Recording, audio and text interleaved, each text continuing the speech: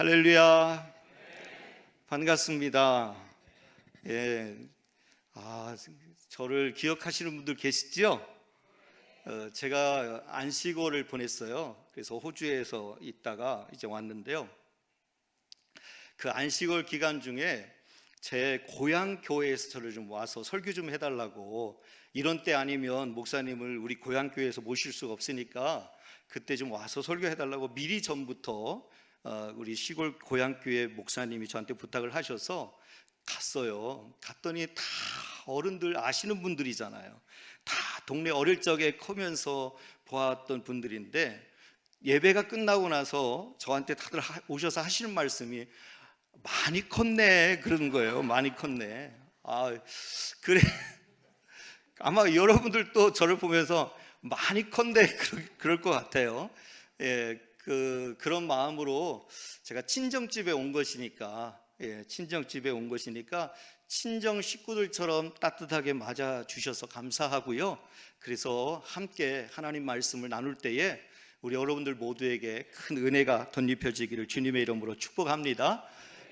상당히 부담스럽거든요. 제가 너무너무 부담스럽고, 정말 이 자리에서 제가 말씀을 전할 수 있을까 싶습니다. 참 긴장도 되고요. 무엇보다도 여러분들 어떤 마음으로 오늘 이 자리에 나오셨는지 모르겠어요.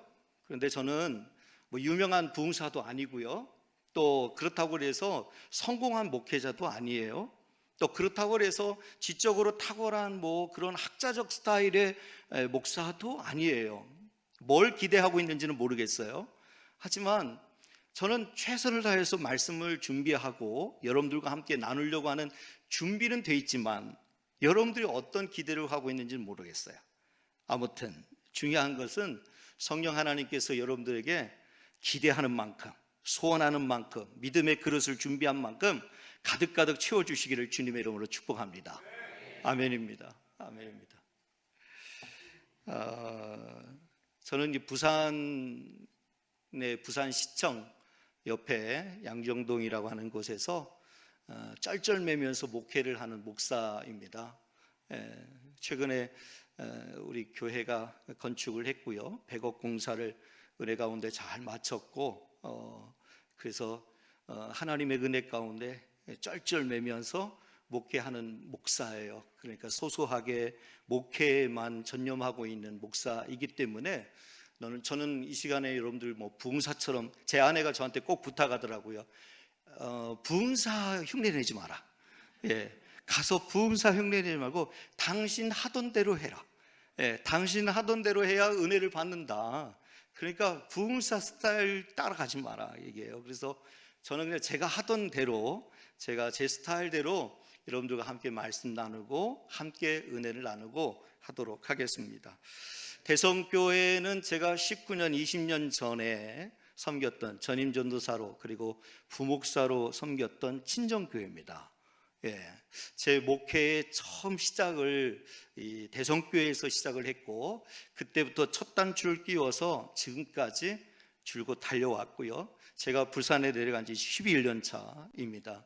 하나님 은혜 가운데 어느새 그렇게 11년이나 훌쩍 지나가서 이렇게 목회를 하고 있는데요. 그때 당시에 우리 정혜원 목사님의 영적 포스는 대단했습니다. 목사님만 나타나면 부들부들 떨었습니다. 아마 지금 현재 부목사님 여기 전사님들 계시면 어떨는지 모르겠어요. 지금은 많이 유순해 주셨어요. 그때는 얼마나 무서웠는지, 목사님만 나타나면 부들부들 떨고, 또 오늘 또 깨지겠구나, 오늘 또 혼나겠구나, 뭐 늘 그렇게 했었는데요. 그런데 제가 지금도 목사님께 계속 반복해서 말씀드린 게 있어요. 목사님, 저를 잘 가르쳐 주셔서 감사하다고. 저를 잘 가르쳐 주시고 목회의 첫 단추를 잘 끼울 수 있도록 도와주셔서 감사하다고. 지금까지 참 많은 세월이 지났어요. 벌써 20년의 세월이 지났으니 그 세월 짧지 않잖아요. 그 세월 동안에 지금까지 줄곧 목회에만 달려왔어요. 분당에서 목회했고, 그리고 부산에서 목회를 지금 하고 있는데, 그때 대성교회가 없었다면, 또 정영호 목사님이 안 계셨다면 제가 목회가 아마 힘들었을 것 같아요. 내내 힘들고 그랬는데, 그래도 지금 그래도 쩔쩔매지만 그래도 감당하는 것은 제가 목사님께 잘 배운 결과라고 생각합니다. 그래서 제가 오늘 이 시간에 성실하게 말씀 전할 때 여러분 각자에게 성령님께서 찾아오셔서 말씀해 주시는 은혜의 말씀들이 있기를 주님의 이름으로 축복합니다. 그런 소원을 가지고, 그런 기대를 가지고 이 시간에 함께 제가 말씀을 나누도록 하겠습니다. 여러분, 설교를 잘하려면요, 셋 중에 하나는 잘해야 돼요. 설교를 잘하려면 셋 중에 하나는 반드시 잘해야 되는데, 뭐냐면 정말 은혜롭든지, 아니면 정말 재밌든지, 그것도 아니면 진짜 짧든지, 이거 세 가지 중에는 하나는 해야 정말 설교를 잘하는 거래요. 저는 정말 은혜롭게 하기는 조금 부족할 것 같고, 또 정말 재밌게 하기도 좀 부족할 것 같아요. 그렇다고 정말 짧게 할 수 있느냐, 또 그것도 어려운 것 같아요. 그래서 이 세 가지가 다 안 갖춰지지만, 아무튼 저도 성령님을 기대하면서 여러분들과 함께 말씀 나눌 거예요. 얼마 전에 저희 교회 교육전사님이, 저희 교회 교육자들은 이제 7분인데요, 교육전사님이 설교를 했어요. 설교를 했는데 이분이 처음 설교를 하는 거예요. 어른들을 대상으로 해서 처음 강단에 서서 설교를 하는데, 제가 계속 격려를 해줬어요. 잘할 거니까 걱정하지 말라고, 하던 대로 하라고, 하던 대로. 근데 부들부들 떨면서 설교를 하는데 한 10분 설교하더니 내려가더라고요.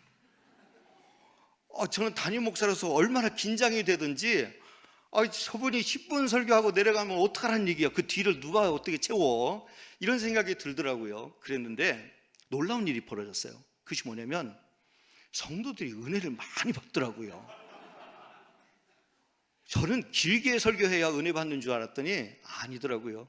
짧게 설교해도 성도들이 은혜를 받더라고요. 다들 가셔가지고 그 전도사님한테, 목사님, 전도사님 오늘 설교 은혜 막 받았다고, 저한테는 이런 표현을 안 해주시거든요. 그런데 그 전도사님한테 가서, 와, 전도사님 은혜 받았다고 이렇게 하시는데 부럽더라고요. 부러웠어요.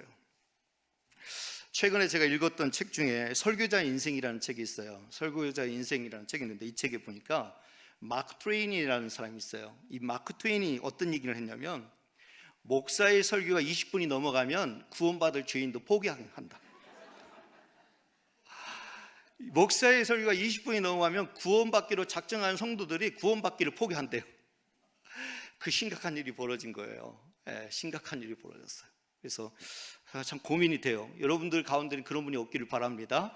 제가 혹시 설교 시간이 길어져도 여러분들 포기하지 마세요.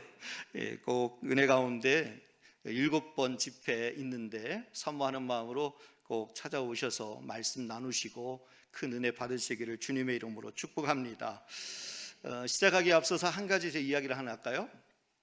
오늘처럼 어느 교회에 어떤 목사님이 초청을 받아서 오셨어요.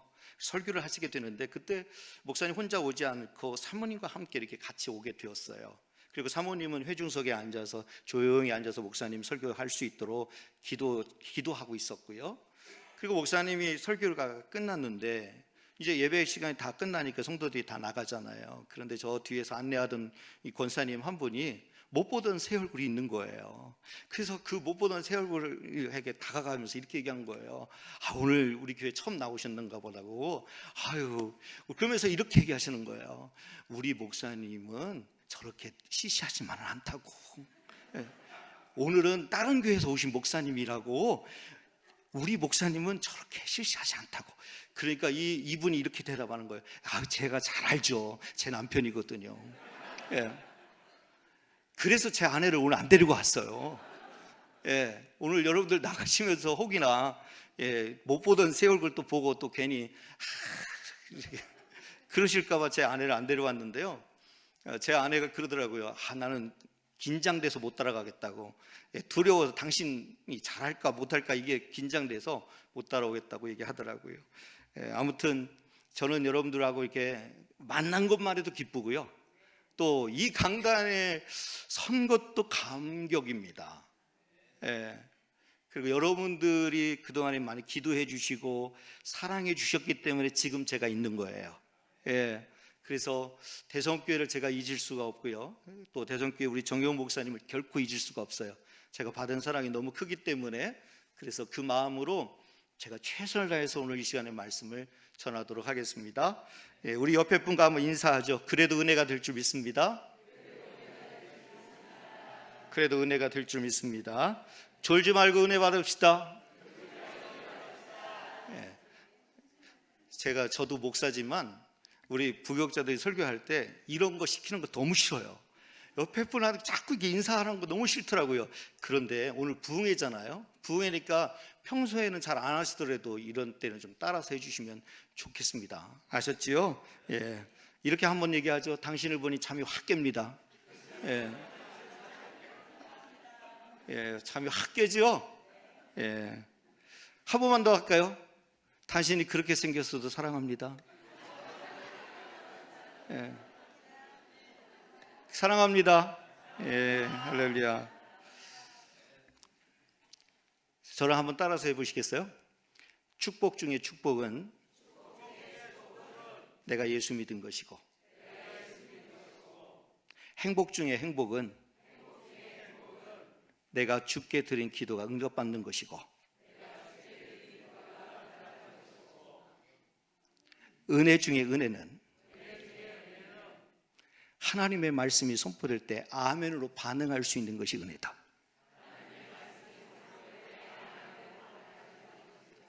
아멘입니까? 아멘입니다. 여러분 아무리 생각해도요, 축복 중에 축복은요, 내가 예수 믿은 게 축복이에요. 지난주 우리 가정 예배를 매주 드리거든요. 가정 예배를 드리면서 아이들이 그런 얘기를 하는 거예요. 아빠, 우리가 예수님 믿은 게 이게 놀라워. 예수님 믿은 게 너무 좋아. 딱 그러는데 아빠로서 사명 다 했다 싶은 거예요. 사명 다 했다. 이 아이들이 우리가 예수 믿은 것이 이렇게 놀라워, 이렇게 좋은지 몰라.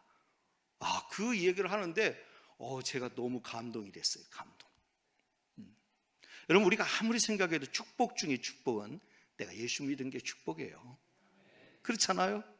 행복 중에 행복은요, 내가 주께 드린 기도가 응답받는 게 행복이잖아요. 안 그러세요? 여러분 우리가 왜 기도해요? 응답받기 위해 기도하는 거잖아요.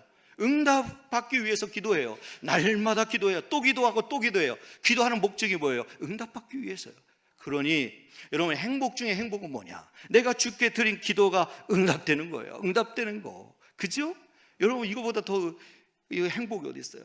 은혜 중에 은혜는 주의 말씀이 선포될 때, 하나님의 말씀이 선포될 때 그 말씀이 믿어지는 것이 여러분 은혜죠. 아멘. 아멘. 반응할 수 있는 건 이거는요, 억지로 누가 시킨다고 목사님이 하라고 하신다고 하는 거예요? 아니죠. 아닐 거예요. 아마 여러분 정말 말씀이 들려질 때 아멘, 아멘, 아멘, 아멘. 그런 은혜가 여러분들에게 있길 바랍니다. 여러분들 또 단일 기도회를 하고 계시잖아요. 저희 교회도 단일 기도회를 하는데요, 저희 교회는 정말 뜨거워요. 단일 기도회 때만 막 꽉 차니까요. 성도들이 정말 은혜를 사모해요. 예, 정말 뜨거운데요, 저는 이 단일 기도회를 해마다 이렇게 하면서 이 슬로건이 정말 마음에 들어요. 슬로건 세 가지가 있잖아요. worship, restoration, 그다음 unity. 예, 세 가지 있잖아요. 예배, 그 다음에 회복, 그리고 연합.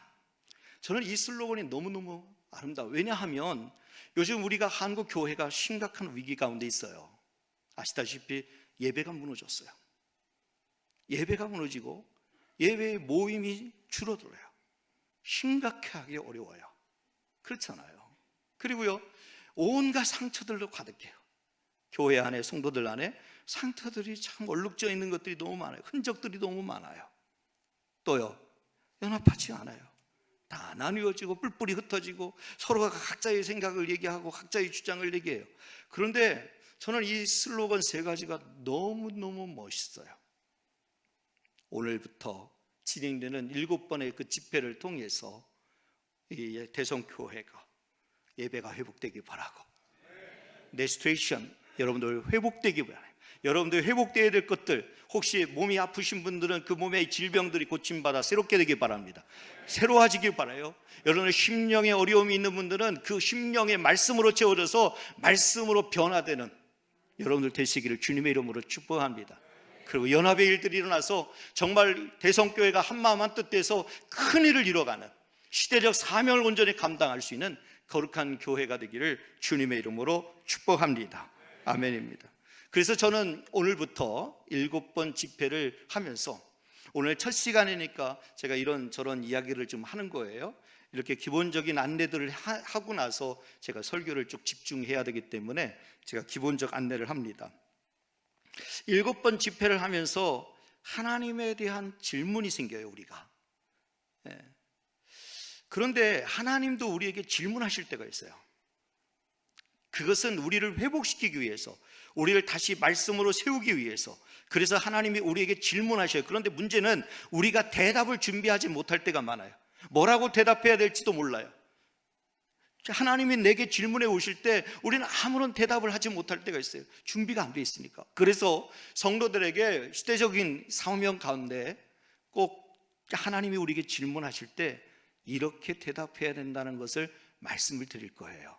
그래서 오늘부터, 오늘 저녁에는 내가 어디 있느냐, 내일 새벽에는 내 형제는 어디 있느냐, 내일 오전에는 내가 어디서 왔으며 어디로 가느냐, 내일 저녁에는 내 손에 있는 것이 무엇이냐, 모레 새벽에는 내가 무엇을 보느냐, 모레 오전에는 너희는 나를 누구라 하느냐, 모레 저녁에는 내가 나를 사랑하느냐. 이 주제에 맞춰서 제가 여러분들과 함께 말씀을 나누도록 하겠습니다.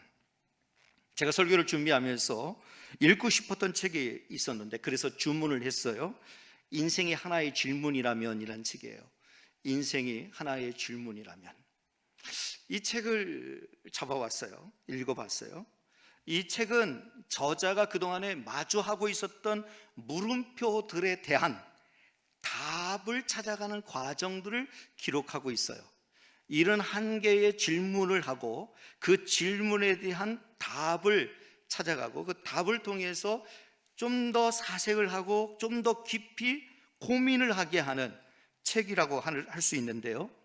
그런데 이 저자가 얘기하는 건 뭐냐면, 그 질문을 하다 보면 물음표들이 자꾸 생기는데, 그 물음표들 앞에 자신이 고민하며 생각하게 되면서 결국은 그 안에서 진짜 자신의 모습을 마주하게 된다, 이게요. 질문의 유익이 뭐냐? 질문의 유익은 자꾸 고민하고 생각하고 도전하고 하면서 거기에 대한 진짜 자신의 모습, 현재 나의 진짜의 모습을 발견하게 된다, 이렇게 이야기를 하고 있습니다. 그러면서 이 책에서는 그 답을 찾기 위한 팁을 3가지를 얘기해요. 그 답을 찾기 위한 팁을 3가지를 얘기하는데, 첫째는 남의 눈치 볼 것 없이 100% 솔직해 보기, 이거예요. 솔직해 보자는 거예요.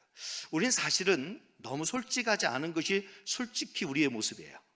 그러니까 포장하는 경우가 많아요. 남 앞에서는 자신을 그럴싸하게 괜찮은 사람인 것처럼, 전혀 문제가 없는 사람인 것처럼, 전혀 아픔이 없는 사람인 것처럼 포장을 해요. 덮는단 말이에요. 그런데 한번 솔직해 보자는 거예요. 100% 한번 자신이 솔직해 보자. 그 다음에 2번째는, 질문은 어디까지나 내가 처한 환경이나 상황에서 그 맥락 속에서 나오기 때문에 한번 맥락을 진지하게 살펴보자, 이거예요. 그 맥락을 진지하게 살펴보자. 그것이 2번째고요. 3번째는 자신의 어깨에 들어가 있는 힘을 한번 빼보자. 무슨 얘기냐면, 자기 경험, 자기 지식, 자기 생각, 자기 힘, 이것을 한번 빼보자는 거예요. 그것을 가지고서는 객관적으로 자신을 볼 수 없다는 거예요. 그러니까 신앙인들이 결국은 왜 자신을 정확하게 보지 못하느냐, 그냥 그럴듯하게 가는 거예요. 그럴싸하게 가는 거예요. 다른 사람하고 같이 어울려 가는 거예요. 그러다 보니까 진짜 자신의 모습을 발견하지 못할 때가 있어요. 그래서 이 책에서는 그 부분을, 이 물음표들에 대한 해답을 찾아가는 그 과정이 너무도 소중한데, 왜 그것이 필요하냐? 그 필요한 이유는 뭐냐면 진짜 자신의 모습을 발견할 수 있기 때문이다, 얘기하는 거예요.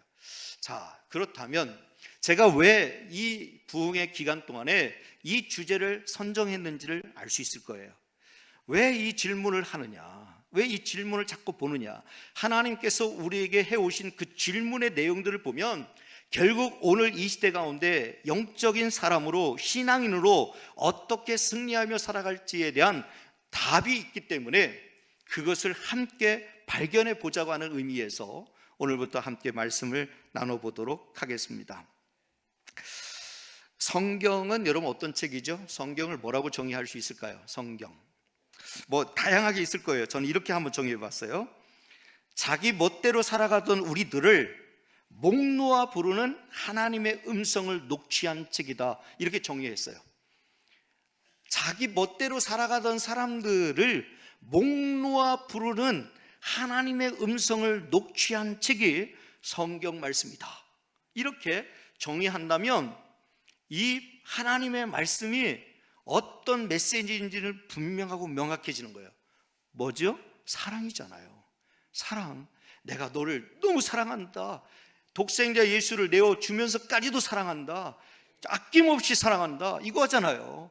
정말 그 목 놓아 부르시는 그 하나님의 음성을 녹취한 책이 성경이란 말이죠. 그러니까 다시 말해서 타락한 우리들을 결코 포기할 수 없어서 우리를 하나님의 주님의 품에 안으시기 위해서 우리를 향하여 부르시는 메시지가 기록되어 있는 것이 성경이에요. 그렇다면 우리 인생에 있어서 왜 우리가 이렇게 힘든 인생을 살아가느냐, 왜 우리가 고민하며 살아가느냐, 왜 이렇게 우리가 지치고 피곤한 인생을 살아가느냐, 그것은 인생의 정답을 모르기 때문이에요. 그렇다면 우리가 어디에 귀를 기울여야 되느냐? 하나님의 말씀이에요. 하나님의 말씀을 보면 그 안에 정답이 있다는 것입니다. 사랑하는 여러분, 하나님은 한 번도 택한 백성들을, 택한 자녀들을 포기한 적이 없어요. 성경의 말씀해 보세요. 그 이스라엘 백성들이 그렇게 끔찍이도 하나님의 마음을 아프게 했어요. 속상하게 해드렸어요. 우상을 섬겼어요. 막 자기들 멋대로 행동했어요. 그럼에도 불구하고 하나님 포기하지 않으셨어요. 탕자처럼 방황할 때도 여전히 그분은 기다리셨고, 고멜과 같이 쾌락에 묻혀 방탕할 때도 여전히 그분은 사랑해 주셨고, 베드로처럼 예수님을 부인하고 도망을 쳐도 여전히 그분은 용서해 주셨고, 삭개오처럼 탐욕에 빠져 남의 것을 토색했는데도 불구하고 여전히 그분은 품어주셨어요. 여러분, 이것이 성경의 이야기잖아요. 오늘 이 자리에 나와 계신 분들 가운데 혹 이런 분들 계시지 않습니까? 탕자처럼 방황하는 분 안 계세요? 고멜과 같이 방탕한 시간들을 보내고 있는 분 계시지 않습니까? 베드로처럼 예수님을 부인하며 살아가고 계시지 않습니까? 삭개오처럼 탐욕에 빠져 있지는 않습니까? 문제는 우리도 그렇게 크게 다르지 않다는 거예요. 그로 인해서 얼마나 후회하며 사셨습니까? 얼마나 상처받으며 사셨습니까? 얼마나 수치를 느끼며 부끄러움을 느끼며 사시고 계십니까? 세상을 향해서 당당히 내가 크리스찬이라고, I'm a Christian이라고 당당히 외칠 수 있어요? 뭔지 모르지만 수치를 느끼고 부끄러움을 느끼고 숨기려고 하고 감추려고 하고 하는 거죠. 하나님 오늘 또 그런 우리에게 다가오셔서 뭐라고 질문하실까 한번 귀를 기울여 봤으면 좋겠어요. 하나님, 우리 오늘 또 정말 우리를 향해서 부르짖는 그 주님이 내게 뭐라고 질문해 오실까? 오늘 첫 시간으로 내가 어디 있느냐, 내가 어디 있느냐 하시는 하나님의 질문에 우리가 한번 대답해 보고자 합니다. 이 질문은요, 하나님께서 인간에게 첫 번째 하신 질문이죠. 하나님께서 인간에게 하신 첫 번째 질문이에요. 그만큼 중요하다는 얘기죠. 항상 첫 번째란 얘기는 중요한 거예요. 중요한 거예요. 어떤 의미일까요? 너가 지금 있는 그곳이 진짜 너가 있어야 될 그 자리인가? 질문하고 있는 거예요. 한번 진지하게 한번 생각해 보세요. 나 스스로에게 한번 물음표를 던져보세요. 내가 있어야 될 그 자리, 지금 있는 그 자리가 진짜 너가 있어야 될 그 자리인가? 어떠십니까? 정말 있어야 될 자리입니까? 아니면 혹이나 방탕하여, 부인하여, 타락하여, 또는 방황하여 그 자리에 머물러 있습니까? 오늘 9절 말씀에 보면요, 9절 말씀에 보면 이렇게 합니다. 여호와 하나님이 아담을 부르시며 그에게 이르시되 내가 어디 있느냐? Where are you? 네가 어디 있느냐? 하나님이 정말 아담이 어디 있는지 몰라서 이렇게 묻는 것일까요? 여러분, 우리가 숨으면 하나님을 피할 수 있습니까? 우리가 어디를 숨으면 하나님 피할 수 있을까요? 물론요, 여러분들에게 깜짝 놀란 소식은 저에게 지난 며칠 전에 초등학교 입학한 아들 막둥이가 있다는 거예요. 예. 대학생 딸이 있고 고등학교 1학년인 아들이 있고 초등학교 1학년에 얼마 전에 입학한 막둥이 아들이 있습니다. 저희는 온 세대를 통합합니다. 그래서 제가 자신 있게 교회에서 설교할 때 당당히 얘기할 수 있는 것은 저는 모든 세대를 다 통합한다고, 대학생도 있고 고등학생도 있고 초등학생도 있어서 그렇게 얘기할 수 있는데요, 이 막둥이 아들하고 놀아주는 게 너무 피곤해요. 예, 너무 힘들어요. 전에는 안 그랬는데 이 막둥이 아들하고 좀 놀아주려면 너무 피곤해요. 그래서 머리를 쓴 게 뭐냐면 숨바꼭질이에요. 숨바꼭질 제일 좋아요. 숨어 있으면 돼요. 숨어 있으면 이 아이가 찾을 때까지는 쉬는 거예요. 쉬는 거예요. 그냥 이 아이가 절대 못 찾는 곳에서 잘만 숨어 있으면 돼요. 잘만 숨어 있으면 하여튼 찾을 때까지는 쉬는 거예요. 그러니까 이 숨바꼭질이 너무너무 재밌어요. 그래서 아들하고 숨바꼭질 하자. 그래서 농속에 들어가기도 하고, 제 몸으로, 이 덩치 큰 몸으로 농속에 깊숙이 들어가고 가만히 이렇게 있기도 하고, 정말 그때 쉬는 거예요. 앉아가지고 푹 쉬고 있는 거예요. 찾을 때까지. 하나님도 우리가 어디 숨었는지 몰라서 네가 어디 있느냐라고 물으실까? 여러분, 한번 생각해 본 적 있으세요? 고민해 본 적 있으세요? 여기서 내가 어디 있느냐라고 하는 질문은요, 진짜 장소적 질문이 아니에요. 진짜 어디 있는지 몰라서 자꾸 장소를 찾는 질문이 아니에요. 나의 영적인 상태를 묻는 질문이에요. 나의 영적인 상태, 현재 너의 영적인 상태가 어떠하냐라고 질문하고 있는 거예요. 여러분들의 영적인 상태는 어떻습니까? 건강하십니까? 괜찮습니까? 전혀 문제가 없습니까? 어떠세요? 하나님이 왜 우리를 찾아와서 지금 이렇게 영적 상태에 대해서 질문하실까요? 정확해요. 이거는 모호하지 않아요. 헷갈리지 않아요. 우리를 도와주기 위해서요. 우리를 회복시켜주기 위해서, 우리에게 힘이 되어주기 위해서, 우리가 방황하지 않고 갈 길을 분명하고 명확하게 찾아가도록 하기 위해서요.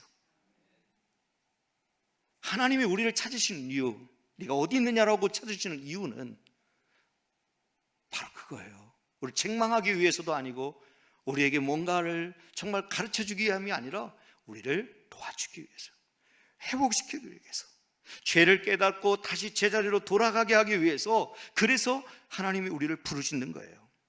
하나님께서 오늘 또 여러분들에게 네가 어디 있느냐라고 질문해 오신다면 여러분들 어떻게 대답하시겠습니까? 지금 현재 여러분의 영적 상태를 정확하게 알고 계십니까? 혹시 자신의 영적 상태에 대해서 관심을 한번 가져본 적 있으십니까? 진지하게. 이래도 괜찮을까? 이렇게 가도 괜찮을까? 이렇게 신앙생활해도 되는 것일까? 정말 우리가 있어야 될 자리는 어딜까요?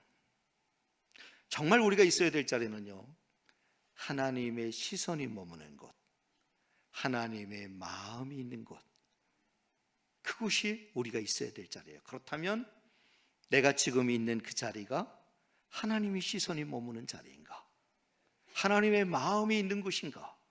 생각해 보면 되는 거죠. 한번 점검해 볼 필요가 있는 거예요. 처음에 하나님께서 아담과 하와를 창조하신 후에 에덴 동산에 살도록 하셨습니다. 여러분, 에덴 동산에 살게 하셨지요.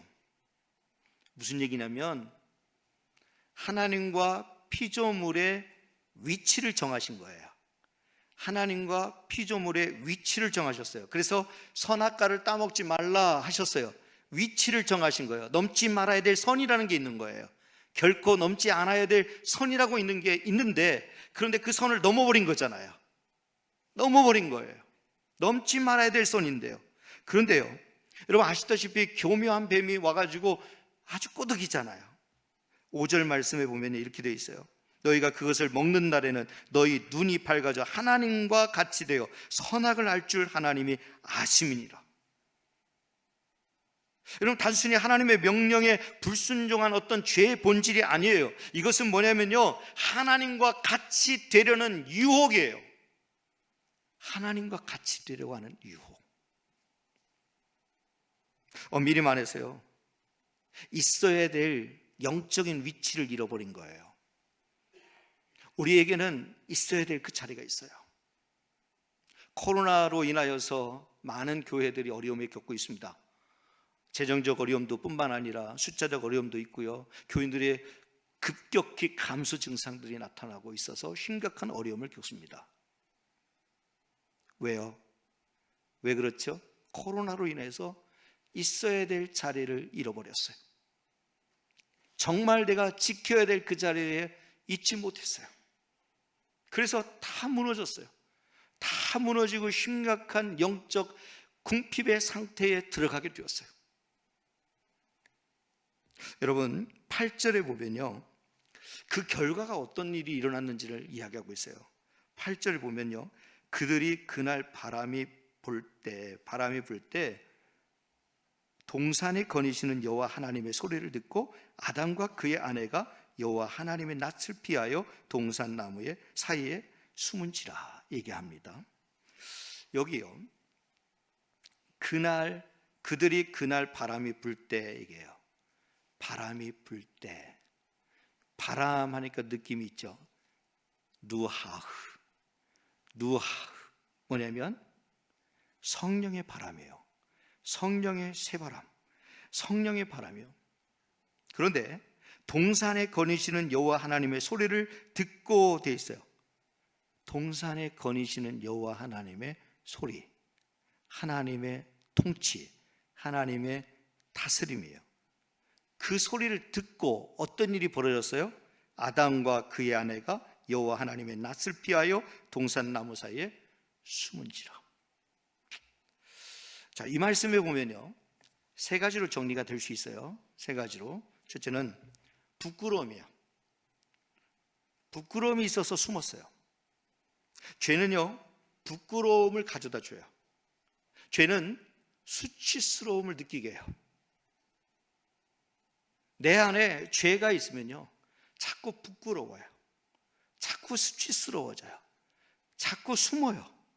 부끄러우니까, 수치스러우니까 자꾸 숨는 자리를 찾아요. 오늘 성경에도 여호와 하나님의 낯을 피하여 되어 있어요. 우리는 죄로 인해 수치심을 갖고 하나님의 얼굴을 피해서는 안 돼요. 여러분, 사랑하는 여러분, 오히려 그럴 때일수록 하나님을 찾아야 돼요. 오히려 그럴 때일수록 피해서는 안 돼요. 숨어서는 안 돼요. 숨는다고 해결책이 아니에요. 여러분, 하나님 앞에서 숨는다고 숨을 수 있는 게 아니에요. 하나님 내가 어디에 있는지 모르시는 게 아니에요. 아신단 말이에요. 그렇기 때문에 그럴 때일수록 숨는 것이 지혜가 아니라 오히려 납작 엎드리는 거예요. 하나님, 저를 불쌍히 여겨주세요. 저를 긍휼히 여겨주세요. 저에게 하나님의 은혜가 필요합니다. 이렇게 하나님 앞에 외치고 구하고 찾을 때 하나님께서 그 모든 허물을 다 씻어주는 거예요. 우리의 수치에, 우리의 부끄러움을 다, 허물을 다 씻어주시는 거예요. 아멘입니다. 여러분들의 부끄러움과 여러분들의 수치가 깨끗이 씻겨지기를 주님의 이름으로 축복합니다. 두 번째는 두려움이죠. 두려움이에요. 죄는 두려움을 가져오기 때문에요, 숨는 거예요. 그렇잖아요. 두렵기 때문에 숨는 거죠. 혼날까 봐, 또 무슨 일 당할까 봐, 책망을 들을까 봐, 그래서 숨는 거 아닙니까? 왜요? 마땅히 있어야 될 자리에 있지 아니했기 때문에, 그 자리를 잃어버렸기 때문에, 그래서 두려운 거예요. 다시 말해서 하나님과의 관계에 자신이 없어진 거예요. 하나님과의 사랑의 관계에 문제가 없다면 어떻게 해요? 혹 잘못했어도, 혹 죄를 지었어도 하나님은 나에게 용서해 주시고 사랑해 주시는 분이다. 관계에 문제가 없으면 전혀 문제가 아닌데, 그런데 이 관계가 깨어졌기 때문에 두려운 거예요. 두려운 거예요. 여러분, 중요한 게 있어요. 혹 여러분들이 살아가면서 이런저런 일들로 인해서 마음에 두려움이 싹트기 시작할 때, 그때 제일 먼저 생각하셔야 되는 건 뭐냐면, 지금 내가 하나님과의 관계가 건강한 관계에 있는가? 혹시 하나님과의 관계에 문제가 생긴 건 아닌가? 깨어지거나 뭔가 멀어지거나 한 건 아닌가? 점검해 볼 필요가 있어요. 꼭 점검해 보셔야 돼요. 여러분, 이럴 때일수록, 두려움이 내 마음에 사로잡힐 때일수록 여러분 꼭 확인하셔야 될 것은 하나님과의 관계. 내가 사망의 음침한 골짜기를 다닐지라도 내가 해를 두려워하지 않을 것은 주께서 나와 함께 하심이라. 할렐루야. 여러분, 두려움은 죄로 인하여 발생되는 거예요. 내가 넘지 않아야 될 선을 잃어버렸기 때문에, 망가뜨렸기 때문에, 그래서 관계에 문제가 생긴 거예요. 그러니까 두려움이 생겨요. 그렇기 때문에 이때에 꼭 확인하셔야 될 건 뭐냐면 하나님과의 관계를 회복하는 거예요. 회복해야만이 주께서 나와 함께 하심을 아는 거예요. 아무것도 염려하지 말고 모든 일에 기도와 간구로 너희 구할 것을 하나님께 아뢰라. 그리하면 모든 지각에 뛰어난 평강의 주님께서 우리의 마음과 생각을 지키시라 말씀하시잖아요. 여러분, 놀라운 거예요. 아무것도 염려하지 말래요. 평강의 주님께서 우리 마음과 생각을 지키시겠다고 약속하시는 거잖아요. 그런데 뭐가 두려워요? 뭐가 두려워요? 왜 두렵냐? 관계의 주님과의 나와의 관계가 문제가 생겼기 때문이에요. 그래서 확인하시 보셔야 된다는 거예요. 그 다음에 세 번째는 뭐냐면요, 분리죠. 분리. 죄는 관계를 망가뜨려요. 관계를 깨트려요. 그래서요, 그 관계를 깨트려서 실패를 가져오게 해요. 실패. 내가 어디 있느냐? 하나님 질문해 보시면요, 여러분 답작 엎드리세요. 오히려 더 바짝 다가섰어요. 하나님 아시잖아요, 제가 얼마나 약한 존재인지. 하나님 아시잖아요, 얼마나 제가 연약한 존재인지, 날마다 죄 가운데 휘둘리는 자인지. 하나님 아시잖아요. 오히려 하나님을 더욱더 바짝 붙어서 하나님을 찾으셔야 돼요. 그때 문제가 해결돼요. 이때가 기회다 생각하고 하나님과 거리가 멀어지기 시작하면 이거는 도무지 방법이 없어요. 해결할 수가 없어요. 회복될 수가 없어요. 왜 문제가 자꾸 생기느냐? 자꾸 하나님과의 거리가 멀어져요. 첫째는 예배의 자리를 멀리 하다 보니까 하나님과의 관계가 깨뜨려지기 시작해요. 기도의 자리에 나오지 않으니까 자꾸 하나님과의 관계가 깨뜨려져요. 그래서 제가 성도들에게 이렇게 얘기해요. 억지로라도 기도의 자리에 나오시라고, 억지로라도 예배의 자리를 지키시라고. 그것이 여러분들의 영혼을 지키는 일이라고. 자꾸 멀어지기 시작해 보세요. 처음에는 괜찮죠. 이거 멀어지니까. 그런데 안 그래요. 공허한 거예요. 허전한 거예요. 여러분, 하나님의 임재가 두려운 것입니까? 하나님의 임재가 두려운 거예요? 아니에요. 하나님의 임재는 두려운 게 아니에요. 하나님의 임재를 우리가 피해야 할 일은 아니에요. 하나님의 임재가 있는 그곳은 회복이 임해요. 치유가 임해요. 우리 안에 충만함이 임해요. 충만함이. 그런데 왜 오늘 성경은 왜 두려움이 됩니까? 관계가 깨트려져서 그래요. 주님 따라 똑바로 살고 싶지만 그저 세상 유혹을 못 이겨서 넘어가고 실수하고 죄짓고 살아가니까, 그러니까 문제가 생겨요. 여기서요, 하나님께서 우리에게 질문하실 때, 내가 어디 있느냐라고 질문하실 때 하나님 나름대로 기대하지 않았겠어요? 우리로 하여금 듣고 싶었던 이 질문에 대한 대답이 있지 않겠어요? 여러분, 어떤 대답을 원하셨을까요? 어떤 대답? 한번 생각해 볼까요? 이 상황이 되었을 때 하나님의 불쑥 내게 찾아와서 네가 어디 있느냐? 정말 네가 있는 그 자리가 정말 진짜 네가 있어야 될 그 자리냐? 아니면 부끄러움과 수치심을 느끼고 두려움을 느끼고 관계가 깨뜨리고 실패한 그 자리에 머물러 있느냐? 정말 영적 상태를 한번 확인해 봐라 라고 하시면서 우리에게 내가 어디 있느냐라고 질문해 오실 때 하나님이 우리를 향해서 기대했던 대답은 뭘까? 뭘까요?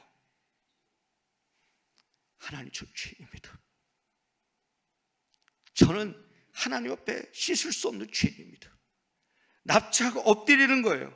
하나님, 제 마음이 약해서 그 유혹을 못 이겨서 그 유혹 앞에 무릎을 꿇고 말았어요. 하나님, 어찌합니까? 하나님, 저를 용서해 주십시오. 이렇게 대답해야죠.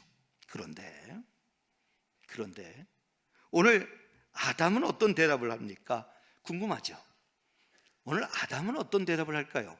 요 상황에 12절 말씀인데요, 우리 같이 한번 읽어볼까요? 한 목소리로 한번 읽어보죠. 아담이 이르되 하나님이 주셔서 나와 함께 있게 하신 여자, 그가 그 나무 열매를 내게 주므로 내가 먹었나이다. 참 못났죠? 여러분, 참 못났지 않았습니까? 흔히 말하기를 핑계 없는 무덤이 없다라는 말이 있어요. 핑계 없는 무덤이 없다라는 말이 있는데 이 경우죠. 이 경우. 사실 이것이 인간 아닙니까? 사실 남 얘기가 아니에요. 내 얘기예요. 문제가 생기면 피해갈 구멍을 찾는 거예요. 변명할 거리를 찾는 거예요. 나는 그 일하고 상관없다고 얘기하고 싶은 거예요. 나는 전혀 그 죄를 짓는 그 자리에 있지 않았다고 얘기하고 싶은 거예요. 다른 사람 얘기가 아니라 내 얘기더라고요. 막상 문제가 생기면요, 우린 누군가에게 책임을 전가해요. 그를 탓하고요, 변명과 핑계거리를 찾아요. 그렇죠? 여러분 보세요. 하나님께서 내게 주신 여자가, 이 사람이 아담이 얘기할 때요, 엄밀히 말해서는요, 지금 하나님을 향하여 원망하는 거예요.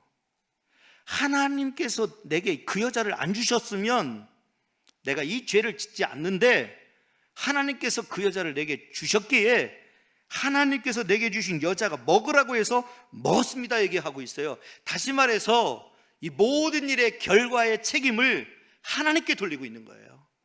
만약에 그때 하나님이 저에게 주시지 않았다면 제가 이런 죄를 짓지 않았는데 하나님이 그 여자를 제게 주었다고 얘기하고 있어요. 여러분 생각해 보세요.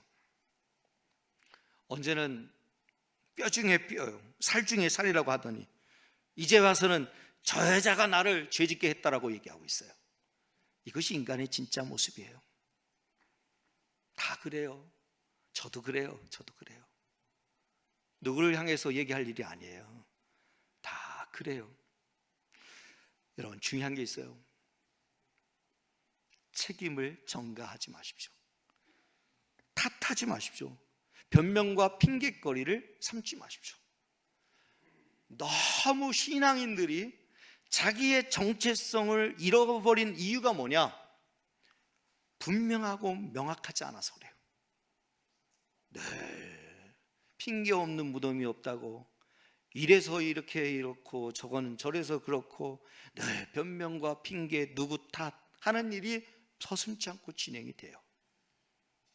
정말 하나님께서 우리에게 찾아오셔서 내가 어디 있느냐라고 물으시는 그 물음 앞에 기대했던 대답은 납작 엎드리는 거예요. 하나님, 제가 죄인입니다. 육신이 약해서 죄를 지었습니다. 이거예요. 그런데 보세요. 죄를 짓고 난 다음에 첫 번째 했던 행동이 뭔지 아세요? 벗은 몸을 가리는 일이었어요. 벗은 몸을 가리는 일이에요. 7절의 말씀에 보면 이렇게 얘기해요. 이에 그들이 눈이 밝아져 자기들이 벗은 줄을 알고 무화과 나무 잎을 엮어 치마로 삼았더라. 여러분, 왜 가리려고 하죠? 왜 가리려고 해요? 수치심 때문에.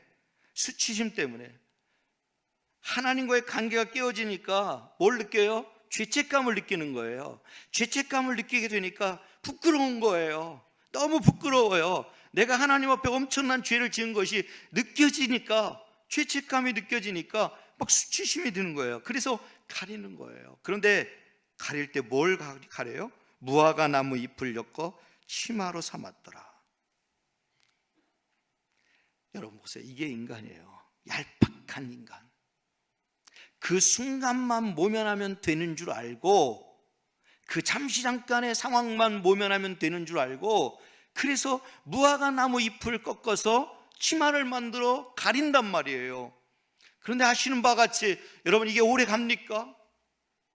바람이 불고 햇빛에 쪼이면 금방 말라 비틀어서 다 부서지고 말죠. 그러면 그 감춰집니까? 그럼에도 불구하고 그 잠시 잠깐이라도 숨기고 싶고 감추고 싶은 심정을 어떻게 해요? 감추는 거예요. 인간의 행동이 얼마나 어리석은 모습입니까? 그 상황만 지나면 되는 줄 아는 거예요. 그렇지만 안 그렇잖아요. 안 그렇잖아요. 혹 오늘 이 자리에 혹 나의 이름을 하나님께서 불러주시기를 기다리는 분 계십니까? 혹 내 삶의 자리에 찾아오셔서 내 삶에 깊이 관심을 기울여 주기를 원하시는 분 계십니까? 깨어질 대로 깨어져서 관계가 흩어지고, 그래서 하나님과의 점점 어색해지고 서먹해지고 왠지 기도의 자리에 나가는 것이 낯선 게 느껴지는 분 계십니까? 본의 아니게 유혹에 넘어져 죄를 짓고 수치심 때문에 하나님과의 관계가 깨어진 분 계십니까? 하나님이 왠지 낯선 분처럼 여겨져서 그분이 내게 다가옴이 두려워지는 거예요. 그분이 나한테 가까워 오는 것이 두려워지고 오히려 피하고 싶은 분 계십니까? 내가 어디 있느냐 질문에 오는 것이 어쩌면 하나님께서 나를 책망하시려고 허겁지겁 달려오시는 것처럼 느껴지십니까? 아니요, 그렇지 않아요. 하나님의 질문은 꼭 기억하셔야 될 것이 뭐냐면 우리를 회복시키기 위한 질문이에요. 여러분, 하나님이 범죄한 아담에게 왜 어떤 모습으로 어떻게 다가오시는지 한번 똑똑히 보세요. 오늘 본문에서 결코 놓치지 말아야 될 내용이에요. 하나님이 어떤 모습으로 다가오는지를 보여주세요. 그렇죠? 여러분 보세요. 막 시끌벅적하게 천둥번개를 치듯이 막 그렇게 나타나십니까? 아니면 화가 난 사람처럼 쿵쿵쿵쿵쿵쿵 막 다급하게 혼을 내려고 책망하려고 막 다가오시는, 막 쿵쿵쿵쿵쿵 하면서 다가옵니까? 분노가 막 가득한 채 막 으시 하면서 막 다가옵니까? 잡히기만 해봐라, 가만히 두나 보다 막 이렇게 하고 막 다가오는 거 아니에요. 여러분 보세요. 8절 전반절에 그들이 그날 바람이 불 때 동산에 거니시는 여호와의 하나님의 소리를 듣고. 여러분 보세요. 하나님 우리에게 다가오실 때 바람이 스치듯이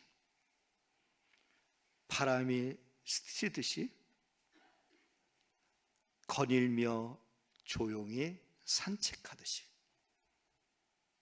다가오셨어요. 아담이 핑계하며 변명거리를 찾고 있는 이때에 납작 엎드려서 하나님 제가 죄인입니다라고 말하지 않고 여자 탓하고 핑계거리 삼고 변명을 일삼는 그 상황 속에서도 하나님은 어떻게 등장하고 있느냐? 바람이 옷깃을 스치듯이 산책하며 거닐듯이 그렇게 오늘 성경은 기록하고 있어요. 뭐죠?